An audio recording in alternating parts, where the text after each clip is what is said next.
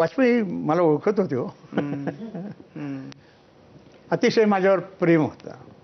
रामभाऊ, आता म्हणजे आपल्या गप्पांमध्ये उल्लेख झाला की अगदी सुरुवातीपासून भारतीय जनता पक्षाचा जो काही प्रवास आहे तो तुम्ही पाहिलाय. आता सगळा लखलखाट आहे, म्हणजे भरपूर पैसा आहे पक्षाजवळ, खूप यश आहे. तर हा पक्ष बघताना तुम्हाला तो आपलासा वाटतो का, की जुन्या काळी म्हणजे जो उभारला तुम्ही पक्ष, अगदी सुरुवातीपासून काम केलं, तो पक्ष आता इथपर्यंत पोहोचलाय, तर ती वाटते का आपुलकी आपले? बघा, इतर पक्षांच्या तुलनेने तर रोख्यात जास्त पैसे भाजपला मिळाले एवढाच पॉईंट आहे ना मुख्य तुमचा.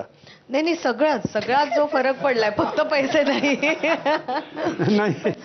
नाही, मी तुलना नाही करत. म्हणजे फक्त स्पष्ट म्हणायचं तर मोदी शहांचा जो आता पक्ष आहे तो पक्ष आणि तुम्ही ज्यात काम करत होते, पक्ष एकच आहे, वेगळे वेगळे काही पक्ष नाही आहेत. परंतु तुम्ही कल्पना करा की मोदींना एकेकाळी अमेरिका त्यांच्या देशात यायला प्रतिबंध केला होता आणि त्यांना हे मिळालं नव्हतं. तुम्हाला लक्षात असेल, नव्या पिढीला व्हिसा द्यायला नकार दिला होता. हां, व्हिसा द्यायला नकार दिला होता.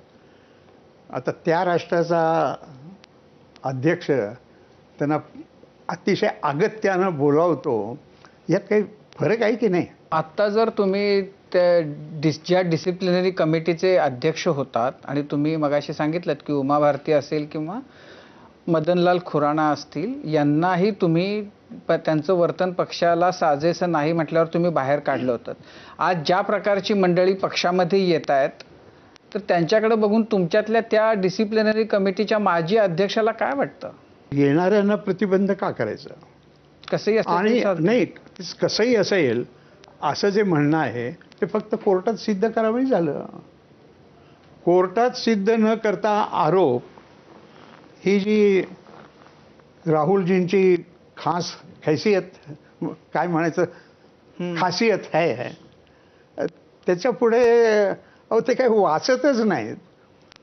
तुम्ही काळा लोकसभेचं किंवा राज्यसभेचं वर्षभराचं हे काळा, किती काळ हा दंगाधोप्यात घालवलेला आहे. डिबेट करायचं जी जागा आहे, आणि पूर्वी डिबेट होत असे ना एकमेकांच्या दृष्टीने, पण डिबेटच नाही.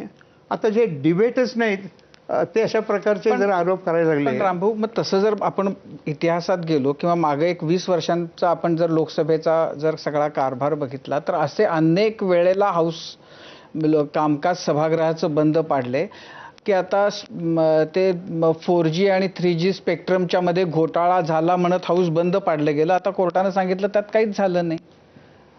अनेक असे आरोप झाले. जेव्हा सुखराम मंत्री होते दूरसंचारच्या, त्या ह्याच्यामध्ये इतक्या 1000 कोटीचा घोटाळा झाला म्हणून सभागृहांचं कामकाज बंद पाडलं. प्रत्यक्षात त्यामुळे त्यावेळेला सुखरामच्या तर हेलिकॉप्टरमधून पैसे पडले. तर पण असं की जे आरोप करून सभागृहाचं कामकाज बंद पाडणं, हे त्यावेळेला बीजेपी करत होता, आज ते काँग्रेस करते. बीजेपी करत होता. चांगल्या कामाच्या वेळेलाही बीजेपी योग्य प्रकारचे हे देत असेल. आणि आत्ता मला अगदी सहजपणाने आठवलं म्हणून, ज्या वेळेला पाकिस्तानच्या विरोधातली लढाई आपण जिंकली, त्यावेळेला अटलजींनी इंदिरा गांधींचं सभागृहात विशेष अभिनंदन केलं होतं. आणि ज्या वेळेला आपण पाकिस्तानमध्ये स्ट्राईक, कसला स्ट्राईक म्हणायचा तो, सर्जिकल स्ट्राईक केला, तर त्याचा पुरावा मागतात आत्ताचे गांधी. पण भाजप तीच राहिली आहे का? कारण तुम्ही मगाशी म्हणालात कोर्टात काही सिद्ध नाही झालं, पण ज्यांच्यावर ईडीचा आरोप लागतो, ज्यांची ईडीकडनं चौकशी सुरू होते, सीबीआयची चौकशी सुरू होते, अशी मंडळी भाजप किंवा भाजपच्या मित्रपक्षांची वाट धरतात आणि मग पुढे काहीच होत नाही. तर या बदलाला काय म्हणावं? नाही, हा बदल पुढे जे काय होतंय त्याच्यावरती अवलंबून आहे. त्यांच्यावरती ज्या केसेस आहेत त्याचा निर्णय काय होते. किरीट सोमय्या आले होते, ते म्हणतात हे कॉम्प्रोमाइज आहे, आता मी गप्प बसणार नाही. आता किरीट सोमय्या कुठल्या प्रश्नावरती असं म्हणाले, हा वेगळा भाग आहे, त्यामुळे मी त्याच्यावरती बोलू शकत नाही. पण माझं मी मत सांगतोय की कोणी आपल्या पक्षात येतो म्हणतोय तर आम्हाला पक्ष वाढवायचा आम्ही घेतो आहोत. रामभाऊ, तुमच्याशी गप्पा मारताना तुम्ही लिहिलेला एक लेख मला आठवतोय.